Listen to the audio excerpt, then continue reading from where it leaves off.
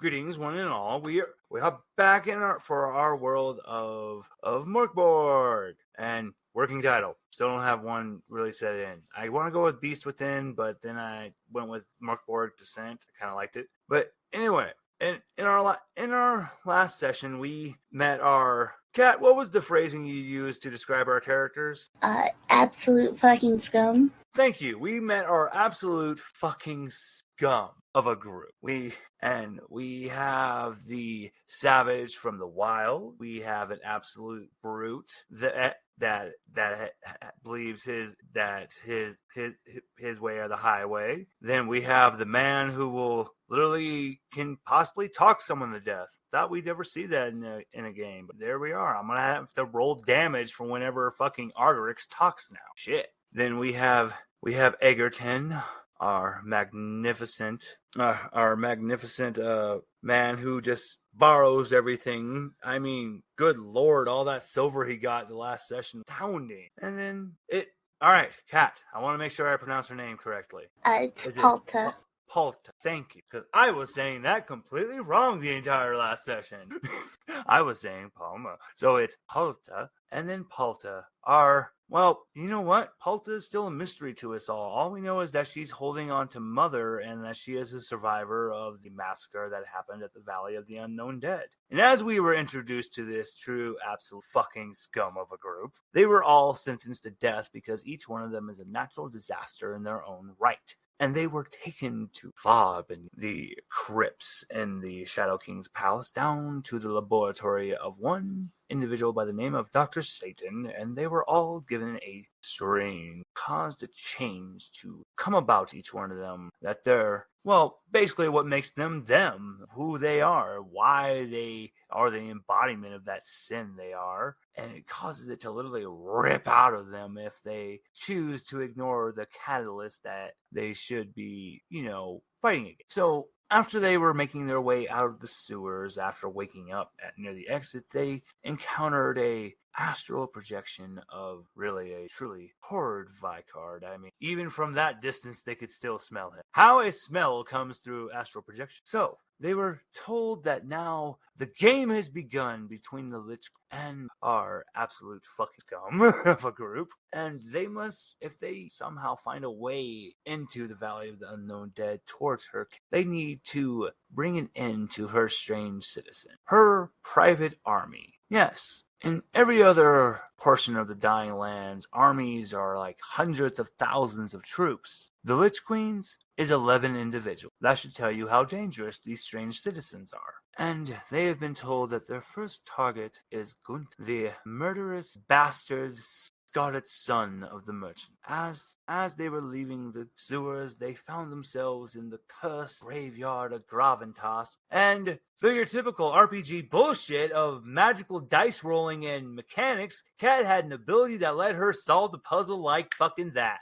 So they didn't even get to be cursed because of some tomfoolery in the graveyard. They got to immediately go and find the right way and go immediately to the Undertaker hut. And then, instead of a grand battle between the three individuals that were attempting to rob the Undertaker and maybe something even else, Kat used death and dropped them all dead. Thank you, Palta. And with that, the Undertaker died. But then Eggerton brought him back to life, and he was brought back to life whilst he remembered a horrible memory of when all of his clothes burnt away in high school, and he spent the remainder of the day nude. Why he stayed there, we'll never know. And with this, they were given an entire information packet on Gunther, and that's where we left off on the session. Now we are coming back, and it is time for us to go into the travel mechanics of Mork Borg by utilizing traveling in the Dying Land mechanic. But I'm actually telling a little fib, because before that, as our group of scum are standing around, Reinhold using what would normally be considered a short sword, but to him it looks like just a small dagger in his gargantuan hand. He's just picking his teeth and looking at the group. And then you hear from the distance, from what looks like the distance of the Gravitas graveyard, you see a pair of individuals. One is best way to describe him, his body shape would be a bowling ball. the individual just has a round, short, squat body, and the way his really shitty plate, like, it doesn't even look like it's steel. It looks like it would be aluminum. All right. Wait, no, like maybe even tin, like the fantasy world equivalent of tinfoil is what is what these two individuals' armor looks like it's made of. So this short, squat one, his one looks at the equivalent of what would be considered the Michelin tire man for the way this armor has been designed. And he just has like a really flat of this weird, very bendy metal material hat on top. And then the other one would be considered with the body shape of kind of like a lollipop. There's a big ass head and a skinny fucking body. And his armor is just more on the lines, instead of like the weird Michelin tire man ridges and stuff, it looks kind of traditional, except instead of the spike being at the tip of the flat billed hat cap, it's really off-ketered, and it looks kind of like a shitty rhino horn, and it's bent. Hey, Biggs, you think these are the guys? Yes, Wedge. Oh, God. Yes, I was warned that we'd smell them coming because of that, the uncouth thief that made way with the bell, and broke our beloved church bell. I'm gonna kill him. Reinhold just looks at the two. I'm gonna kill him. Easy, big guy. Besides, you've already had... Great, I'm gonna kill him. Wait, look. We were just told by the Shadow King that we were supposed to bring this declaration for you. Probably. You're making me want to kill. I roll the 5. The one named Wedge is pissing his pants. So like through his armor, you just hear like a stream hitting something, and it's like this torrent of yellow leaking through the cracks in the bendy metal armor. Oh. So what's the declaration? Wait. Don't I know you two from somewhere?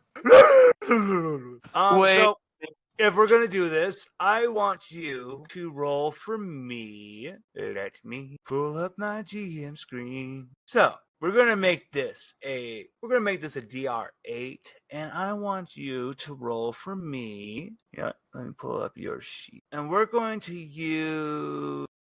Yeah, we'll just use we'll say we're going to say presence. So roll me a DR8 presence roll, please. To see if you've had some past with... 13's a +1, right? I don't know, you already cleared it. You don't got to worry about that. Yeah, I got a 16, so... Yeah, you don't got to worry. So, okay. So, what was Eric's past with Biggs and Wedge? Well, his backstory was his mother worked at a tavern. Biggs and Wedge came in when they were in Groff to have drinks, and Wedge tried to hit on his mom a couple of times. Oh, God. It's the one who called the black one. Biggs, Wedge, I don't think it's to be here anymore, but my good boy. Read that declaration already. Oh, so it is you two. The torrential downpour, the torrential pissing from Wedge just is continuing. It just won't stop. And you guys just hear like a torrential dripping coming from Reinhold as his mouth is just like drooling, looking at the two of them just... With like as much emotion on her face as she could muster. That's absolute disgust. Biggs and Wedge, man, you guys used to be the watchmen over Groff.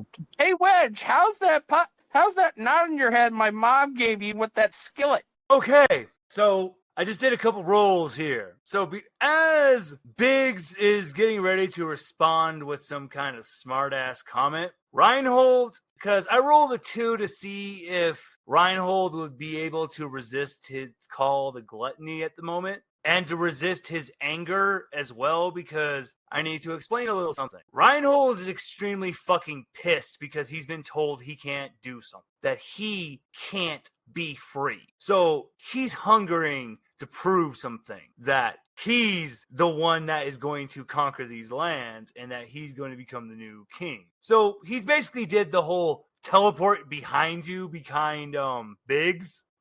And So then I also just rolled to see him swinging with that big ass motherfucking troll fucking femur. Yeah, it hit, and he's going to do. Biggs is dead. You literally see Biggs smash into his feet. Read the goddamn fucking declaration! Wow. Okay, Oh, this is so fun. yeah, Wedge. Where's the declaration? Otherwise, my friend over there is going to hit you about as hard as he did. Or would you prefer it would be me? Wedge unfurls a big fucking scroll and goes, "Oh God!" And so you have been given a new form of curse that has been designed by Dr. Satan. It is not a normal curse that has been done with magical scrolls. It's a Stutter him out. It's an alchemical curse. And the only way to cure yourselves of this curse is for you to drink and consume the Lich Queen's blood. But and here's the thing, if you try to run away or you try to abandon your mission, the parasite will take control, you'll become a monster, and you will be hunted down and killed and destroyed. And he furls up the scroll. Good. Is there any more information about the parasites in us? Oh, his hand's shaking. I'm gonna go over to Wiggs and I'm gonna give him a very gentle pat on the face. It's okay, sweetheart. Just focus on me. Just tell me what you need. The parasitical curse. The paramecia. He hands you a notebook. You recognize that is Dr. Satan's very special black book. Ooh, very, very valuable. He told me to give this to the one named Nava. Wow. Okay. Well, thank you, sweetheart. Oh, you were saying, Finn? I said, wow, Nava, you really have your ways. My mom would have just broke his legs and made him talk. Sorry, no. I had something in the back of my throat. Excuse me, sorry. Well, as I was raised, something I've learned very early on. There's a time to be violent, there's a time to be sweet, there's a time to be a monster, and there's a time to be a lady. It's knowing how to act during which particular time. Reinhold pulls his femur from the smashed body of Biggs. You see Biggs, this is when you notice that Reinhold, as his tongue comes out, it's been split in half at the tip to look like a snake's. And his tongue is very abnormally long, so as he sticks it out to lick on the femur, both sides of the split tongue wrap around the femur and lick it clean at the same time. Impressive. I'm going to read the notebook. So, I'm going to be nice. No voices for this one. I'm going to make it really easy to understand so you guys don't have to be like, the fuck did he just say? I couldn't understand with the voice. So, what this book is entailing is everything else has been written in a very systematic code, and you'll never understand it because of the curse that Dr. Satan put on his writing. But thankfully, as you're skimming through the pages, your eyes finally stop because you are able to read what is in front of you. And it is specifically the one on, can a curse become a parasite? As you're reading more and more, Dr. Satan had been researching the idea of making it to where a curse is immune to being cured, to simply being cured through by magic, that it has that condition, that it's a living thing that is able to recognize when you break these rules, that it truly is permanently attached to you until you fulfill the condition against it. Because, and as you see underlined, words have power. Names have power. True names have power. You wanted to ask, sorry? As much as I hate this sick bastard, I will give him this much. He is beyond brilliant. Do you continue reading? Of course I do. Continuing. And you see, continuing through his research, he finally found that through with what he did to create a true, perfect, undead being, Dr. Steen, the first and only Lich, with what he discovered on how to create her. Because you see that what would have been the accompanying page, because he actually listed the number on what he did to create Dr. Steen, it's been torn out of the fucking book. As if Dr. Satan, even that cursed knowledge disturbed him by what he did to life. Like, this was truly a fucking sin against something. That this is how you create life through something truly monstrous. Something even the doctor himself is afraid of. Exactly. And then he was only able to do it once. This is why he didn't go making a bunch of liches. It was something that disturbed him that bad that he wanted to make sure no one knew how to do so. continuing. But he found a way to adapt a piece of that. And you see the word olfactory, basically making the olfactory a living entity, a parasite. This olfactory parasite, which he dubs the paramecium. With this, he is able to, with a combination of his foul blood, that is henceforth not even really human blood anymore, it's more of just a foul ichor. With a combination of that, it's the perfect solution to transmit it into the body. And with that, he is able to inscribe the words of the curse onto this paramecium flow into the body. And that is what has been given up each and every one of you. Nava, do you relate this? Oh, of course I do. Because I was going to say, Reinhold actually tries to look at the book, and he just goes, "Goddamn Moonspeak!" Yeah, it's okay, guy. I can't read much either. But, sorry, I didn't mean to interrupt you. I look at Reinhold. That's okay, sweetheart. This is why I do the reading. Mhm. So, I relay the message, I relay all the information, Yeah. and I'm going to keep this book, Oh, so and I'm going to study it. So you're keeping the book. Time for a presence roll. Oh, I'm sorry. That's a D20. Would you like to,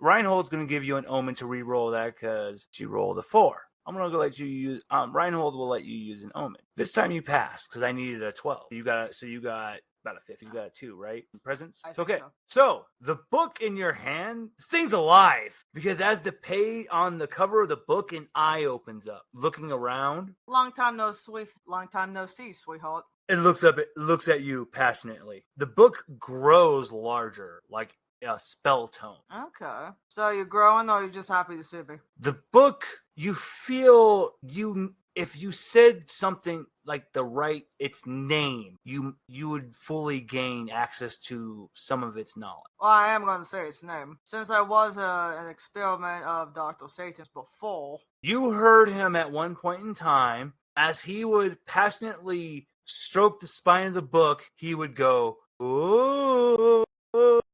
That's exactly what I do. The book flutters open. And for this, because you got a 15 on your presence roll, I'm going to reward you with a different spell. So, we're going to roll a d4 real quick. Okay. And I'm going to tell the listeners what you got. So she has rolled a 2. And I'm using from another expansion set from Mork Borg called Quake Borg. The book has opened up to a page called The Runes of Quake. She has gained onto the page called The Rune of Black Magic. Whispering forbidden knowledge and arcane secrets, the rune speaks knowledge of Shub Nekoroth and her fiendish plot. Ooh. And now I won't tell you anything. You will have to draw this rune and invoke it for me to reveal anything. But that's what you got. You now have access to that page. Okay. So, with this newfound power, this is the part I'm going to. Okay. Now, Finra. So, Wedge, was that the only thing the doctor gave you? Roll me a DR6 toughness roll. I'm not making you actually hit him. This is for intimidation purposes. And you're you. So that's why I'm having you do toughness. There's no way you could possibly fail this roll, but it still won't allow. If I'm adding the plus, that's a 22. Hold on real quick. I got to roll a D6 real quick. So you just hear like a loud thunk as the back of Wedge's armor just fills up like a diaper. And you see what looked like a black knife fall to the ground. But the thing is, the minute this blade made contact with the ground, it shatters and disintegrates. Oh, I was supposed to sneak in. Cut Nava with that. Why? We're gonna do what now, Wedge? It's dangerous. Buddy! And Eric just gonna get real close to him. Buddy! My good buddy. Remember what happened the last time you tried to attack a girl? Because if I remember correctly, and Eric just takes his finger and just slightly goes right underneath his chin. You were there too, weren't you? So, let's see real quick. All right, because the only thing Wedge has a +3 in is agility. So, I had him roll a DR12 to see if he would be able to stay still and not run off like a coward at supersonic speed. Oh no, he cleared that shit. He rolled a 15. The man, it's just a dust cloud because even Reinhold is just like, damn, that boy gone. And just a puddle and pile of bleh. And what used to be the Biggs pancake is already gone, and Reinhold is belching out the smashed cap and armor of Biggs. Sorry, Nova, did you want some of this? It's okay, big guy. We'll put it into the group, and we'll just put it in the back and sell it. But hey, Wedge, I know you can't hear me, but if you keep running, I hope that you find some place to take a bath. You smell like shit. So, like, during that, Reinhold had actually this is when the true body horror of Reinhold is really revealed in his way, because he takes his bottom jaw and he stretches it about a good 4 feet down, and he reaches down into it. And then as he's pulling out, he pulls out like what looks like a adult male's full-on hand, arm, forearm, shoulder. With a snap and a twist, he rips it off of what would have been a torso, pulls back up his jaw, and goes, "Here you go, Nava."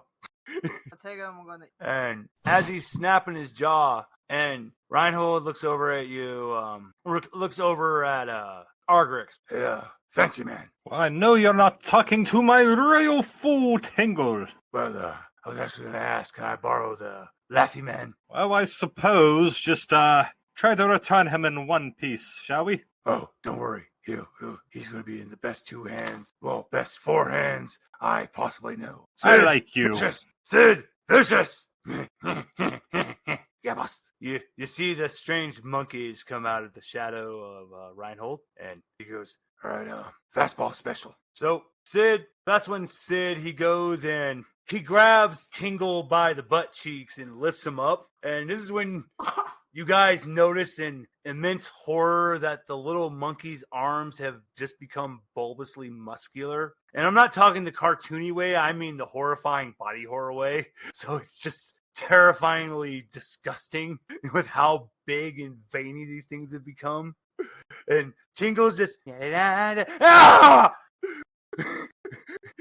There ain't no laughing anymore. As Vicious looks at Tingle and goes, alrighty, now I want you to, you're gonna hold this bomb, and I'm gonna hold right here on you, buddy. Reinhold, swing better. Reinhold's got the femur, right? Like a fucking baseball bat. Like a baseball bat. Seriously? Oh, God.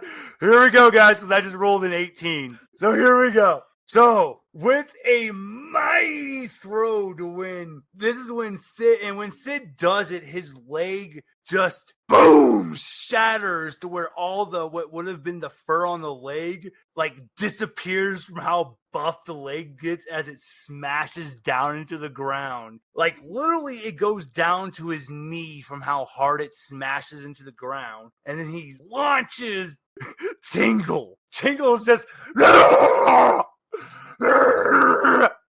as he's going. Reinhold winds back, and here's the thing. Vicious has his ass pointed out, and so his ass inflates huge like a airbag as Reinhold swings with all of his might. Now, nobody hears anything. That's how fast Reinhold swung. When you finally hear it, you literally see the sound barrier break as Tingle's just as he goes flying in the air. As if reading from Vicious's own mind, Reinhold lights the black powder bomb. Let me pull up the damage for the black powder bomb, mind you. I was fucking dying right now. Hold on. This ain't done yet. Because hold on. And then with a mighty collide, in the back of Wedge's back, he gets hit with the black powder bomb, taking 6 damage leaving only his hand in the crater. And in sheer horror, you see in the shape of a hang glider, Vicious has stretched his body as Tingles is just riding him back, just screaming the entire way.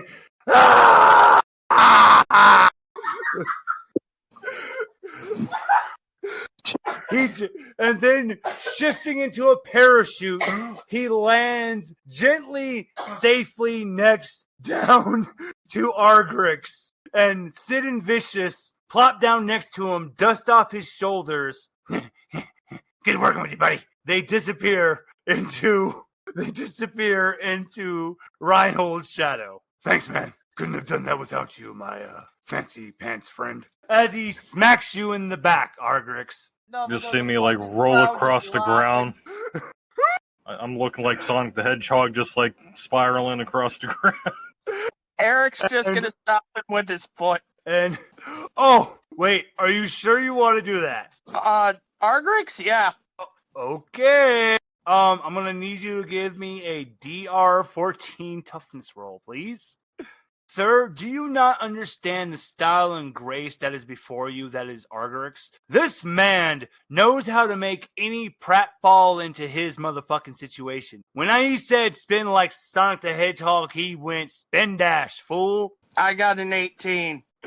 Okay, you are so lucky you got that armor. So, you're not going to take any damage, but you skid back a good 3 feet as you are barely able to bring Argerix to a stop with his amazing spin dash roll. Oh no, my ring came out! Fancy man, that was fucking amazing! We gotta do that sometime, people. You know, I've always wanted to kick a noble. I wonder what would happen if I kicked you, Argrix. Well, just let me say, before we proceed, I'm missing my ring. Please, everybody, Reinhold, look around. So, what's so special question? Eric is kind of like asking, what's so special about this damn ring in the first place? Hold on, wait. Actually, I would like you to give me a make it good. Make it good, Argrix, and there's something in it for you. Okay. Give me a good one. I want a good fucking story because I actually just rolled something too. I just have to double check something real quick for you. Okay, so okay. I gotta do this the best I can possibly can without getting to the points.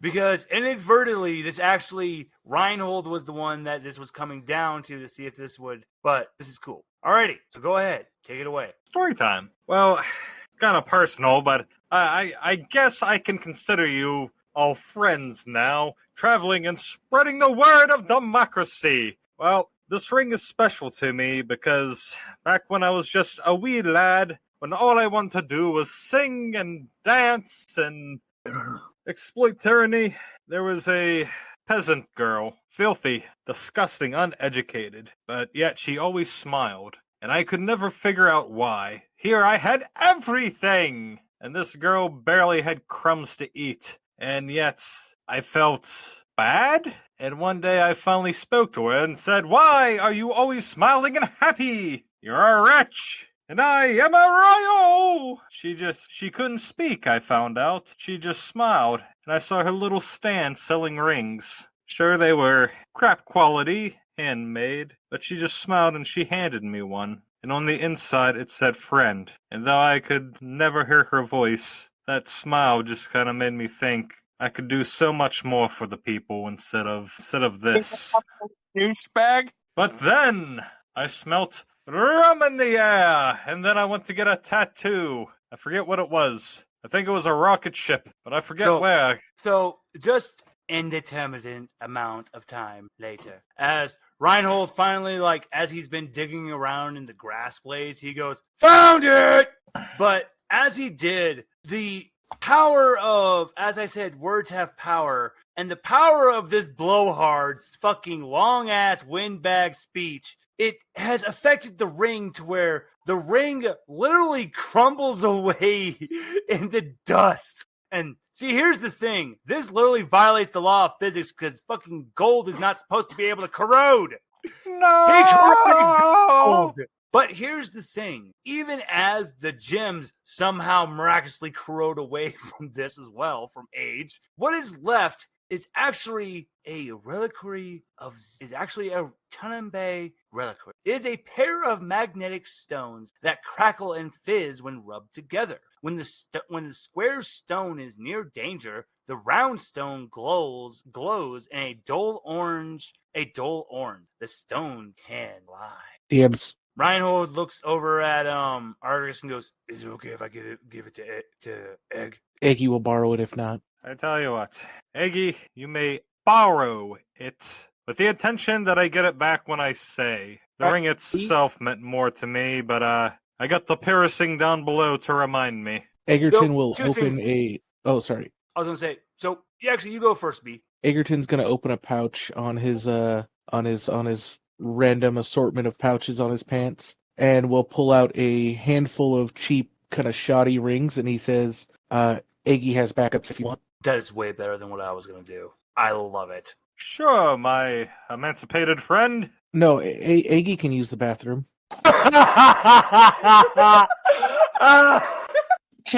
Eric just his face. He means free man. That's what emancipated means, Eggy. He said if you were emaciated, then you would be, never mind. By the way, Reinhold, that ring was in my dick if you didn't catch my drift. The safest place. Eggy doesn't have any of those. Reinhold was behind Eric when he said all that, and he just goes, "Nerd!"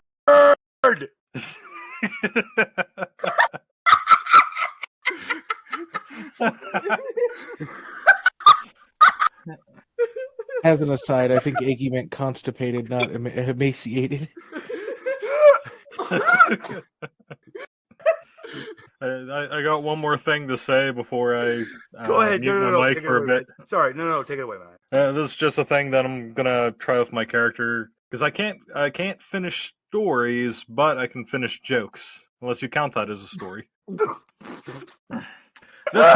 This reminds me of a delightful joke that Tingle told me. I really hope that death is a woman. That way, it will never come for me.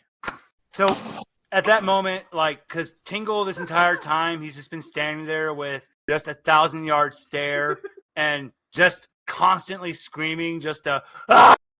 But when you do that, he does the with his little jig, and then back to He is going to be doing that. He's going to be doing that 1,000-yard stare and screaming for the next 5 days. I'll get the duct tape.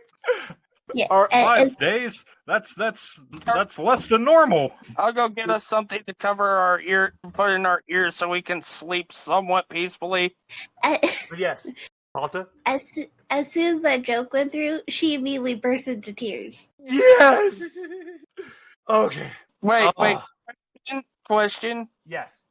Last time we ate. Oh, so all right. Realistically, you guys actually had a meal right before you went and did your whole trial. Right before the trial, they gave you guys a last meal because that's the way they basically do it here. Is that when you go to trial, you're already being told you're going to execution, so you get your last meal beforehand. And realistically, it's only been a few hours.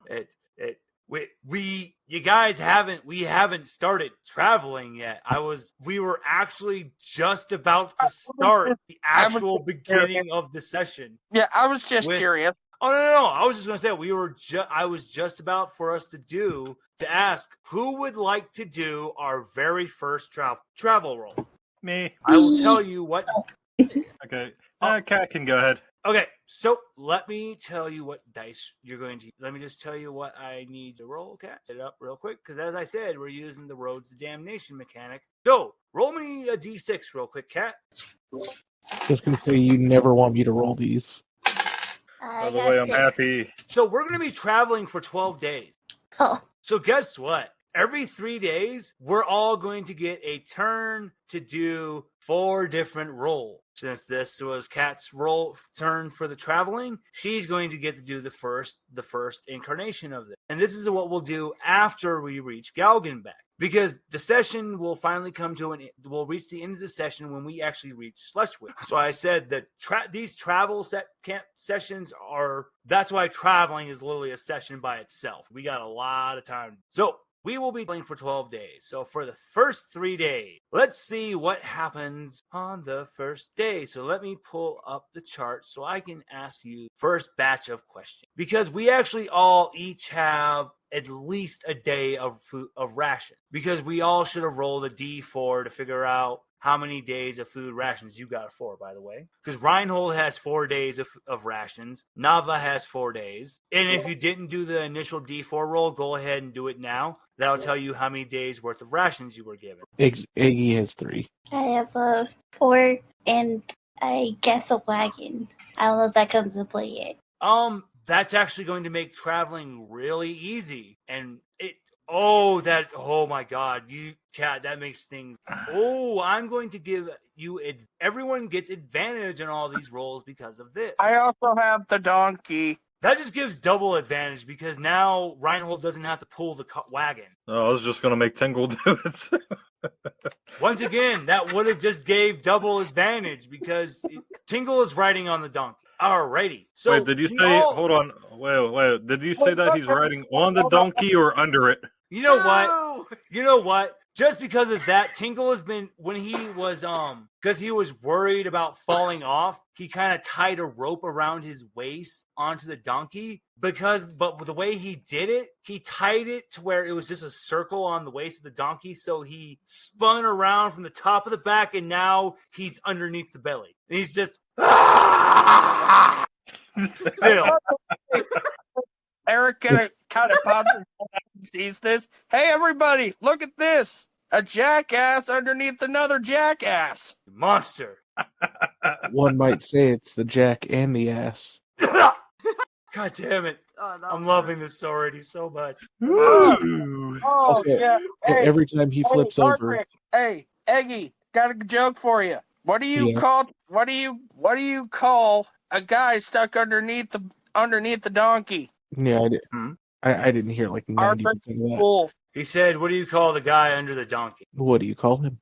You call him Ardrick's fool. Tingle's just still screaming. He still just hasn't stopped. Alrighty. So, Kat, roll me a D8, but remember you have advantage. Okay. So if you don't like the first result of what I say, we're gonna roll it again, and I'll tell you the next one. So, all right, go ahead. So tell me the first number. This is for what the road's like. I got 6. All right.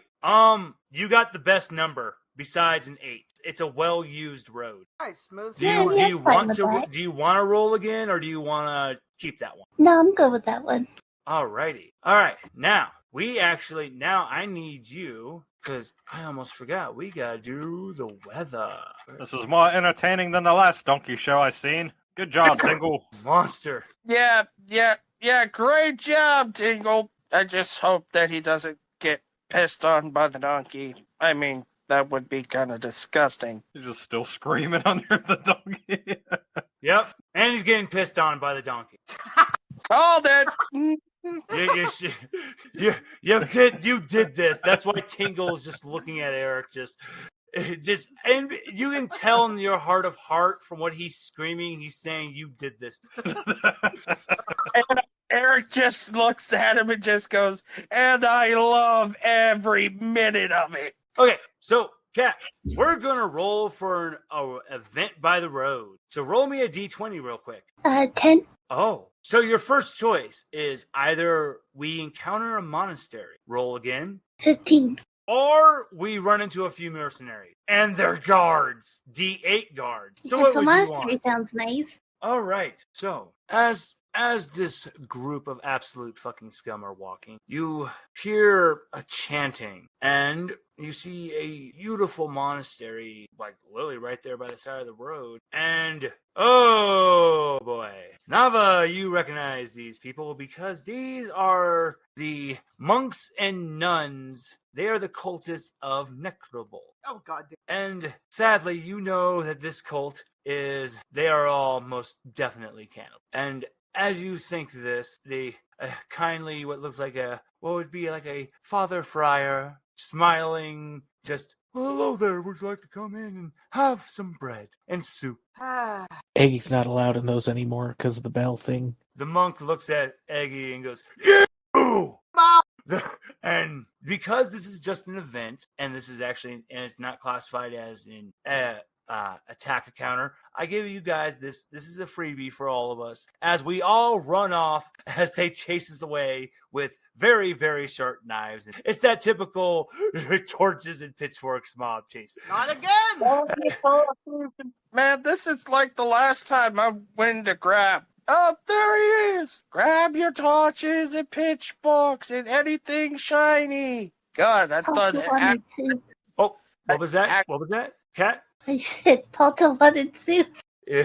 if you guys want soup, Eric kind of pops and looks at Polta. If you want soup, I can actually make something when we camp. All right, we're halfway through, guys. We're halfway through the day. Now, roll me a d12, Cat. 6. So either we encounter a cannibal village, one more. If it's the same number, can I roll again? Yep, doubles are automatic reroll. 8. I was just reading this one. A ruined abbey. I will let you know. And thankfully, this is from your upper lovable Eggerton. With his knowledge of things of borrowing, he knows that he's had his eye on this abbey because there's been rumors that there's something hidden inside. Eggy thinks we should stop, but that's just Eggy. So Does Kat, it have a which one? graveyard? Well, of course it will. And Polta would also like to stop. Okay. Oh, absolutely. So we will actually count this as where we're going to make the campsite. But as we're going around, Eggerton's borrow senses start to tingle as he passes by a certain crypt. Egerton, give me an agility roll, please. It is going to be a base DR10 difficulty. But because I know it's you, you get to have that lowered. I'm sorry, was that for me? I had a little disconnect there. Yes.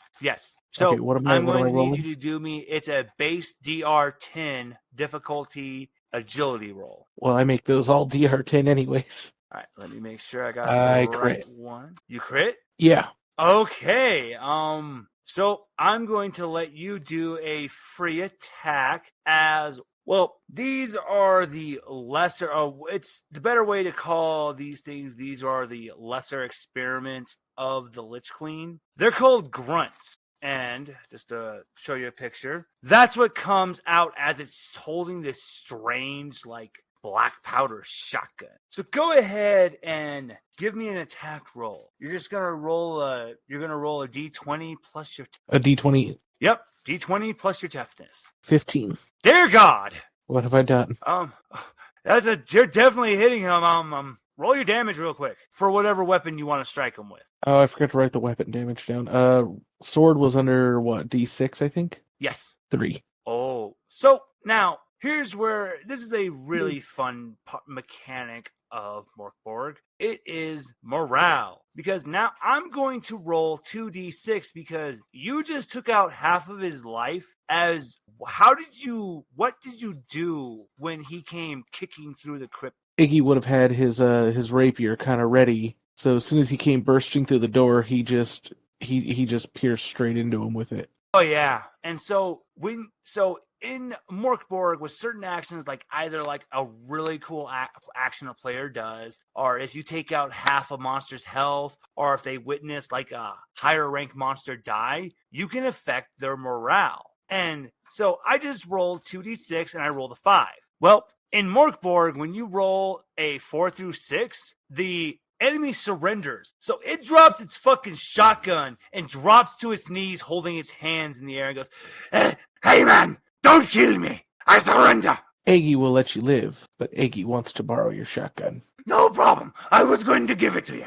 And there's something nice and shiny in there. If you want the shiny, you can have it. I quit." As he walks away. So Eggy you get now a has a shotgun, shotgun. B, and it does Yeah. D6 damage, dude. Well, Eggy is quite happy with this. So, and I'll damage a little bit. So it'll follow the same rules as the blunt. Actually, I am sorry. Okay, wait, no. It's just going to follow some of the rules of the blunderbuss. You will get 2 shots per load, meaning after you shoot 2 times, So if you want to fire both shots at the same time, you can do 2d6. But if you want to just do one shot, it's 1d6. But then after that, you have to reload it, which will be your turn doing that. But other than that, and for the shiny inside of the, let me see, what did you get for your shiny? There we go. And okay, so Eggerton, would you like to know your occult treasure you just got? Eggy always wants to know what treasure he got. So you got a blindfold, but here's the description. Anyone wearing this ancient blindfold becomes invisible to those who breathe, though the undead attack them obsessively and nearby corpses awaken in moaning unholy wrath. Without knowing that, he puts it on almost immediately. Oh, it's my weather chart. You go invisible. You're invisible now, Egg. So when you rejoin the group, nobody can tell where Eggerton is. How aware of my visibility am I? Oh, you can tell. You can clearly tell you're invisible because as you look down, you see no legs and you see where your footsteps are, where your feet are indenting the ground, but you're clearly invisible. I would immediately go to mess with him. I'm going to let you have some freebies during the night because I let Kat have a freebie for weather today for this first day, but on the next one, we will do a weather roll. But last roll is what happens for a night event. Kat, last time, D12. 11. 11. A band of blind albino cultists pass by. And they're quietly chanting eerie hymns to their alligator goddess. And roll one more time. 12. Hold on. I actually have to roll something before I tell you real quick. Holy shit. So there are 3 peddlers and their donkey travel slowly with sooty lantern. All right. Which one? Just the peddlers. Now, you see, if we weren't a band of absolute fucking scum, this would actually be bad. Because as the peddlers come up, before what looks like a very shady individual can say anything, the other equally shady one goes, No, man. That's Nava, the Black Wolf. Oh, hey, Eggerton. Hey, man. I saw you at the last Thieves Guild meeting. Meowdy. No. We don't want to die. Jesus, that's Reinhold. Run, you fool. And I'm gonna yell real fast to empty the pockets before they die. hold on real quick. And leave the donkey. Okay, so both of you, And the card. Argerix, roll a DR12 presence roll, and you're going to be doing the same, Nava. Okay, you only got a 5. They leave some rocks. Does that include the... Oh, wait a minute. No, this still counts. So let's re-roll. Sorry, you said a D12 and a what? You're going to put your presence number with it. It's a DR12. Okay, 9. So how much presence do you have? 0.